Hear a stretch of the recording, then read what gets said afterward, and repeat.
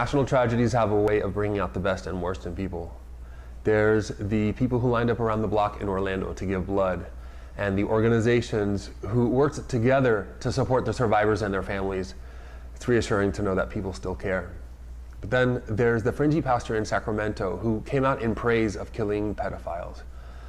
Or televangelist Pat Robertson, who said the best thing to do is to sit on the sidelines and watch the supporters of Islam and LGBT equality kill each other. Hate and fear-mongering is what these elements thrive off of. It's how they make their money.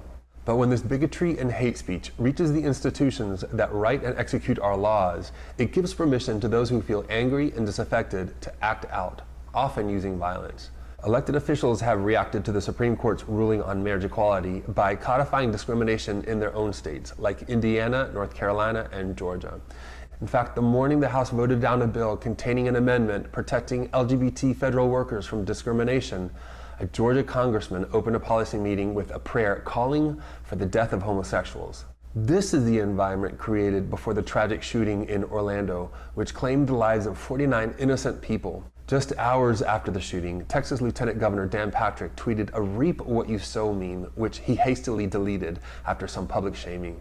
It's clear he felt free to tweet such vile and hateful words only because of the climate he and his colleagues have been fostering for years. Add to that unrestricted access to military-grade assault weapons, and you've got yourself a recipe for mass shootings. So now you've got the same politicians who for years have demonized the LGBT community and refused to curtail the sale of weapons of mass destruction, even to people on the FBI terrorist watch list, coming out with thoughts and prayers for the victims and their families.